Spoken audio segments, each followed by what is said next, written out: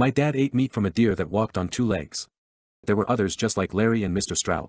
A barista in a coffee shop steamed half the skin off her arm while keeping eye contact with a guy in the drive-thru. A doctor at the local clinic used a biopsy needle to inject air straight into his own heart. Lots of people shot themselves, but not one of them aimed for the head.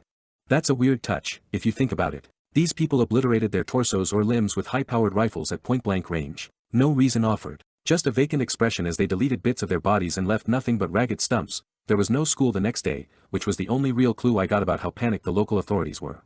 Wouldn't be long before the national authorities joined in on the panic too, but that would come later. That morning, my parents left the house at 9:30 for a meeting at the town hall, and they dropped me off at my grandma's on the way.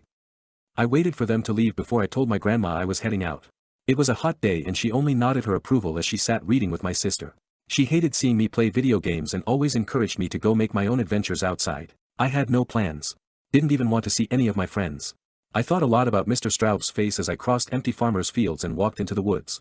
I'd been to an open casket funeral once. It was for Father Dennis, who'd christened me as a baby, not that I remember anything about him except his stony face resting gently in the soft white folds of his casket's interior. That seemed so long ago, and so sterile that the thought of it was a bit sad but not a whole lot else.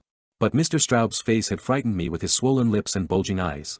Alive one moment and dead the next, with only pain to separate the two. And yet he'd looked so bored hanging there from his own broken neck, still wearing those ridiculous red shorts he always had on no matter the weather. It took time to recognize that seeing a dead body had freaked me out. I felt like it shouldn't have messed with me as much as it did, and I guess that's why there was a little bit of anger mixed in with all those thoughts in my head. It's also why I pushed on through the woods until the trees began to thin, marching in the humid summer heat until my t-shirt was soaked and my legs ached. I wanted to feel tired.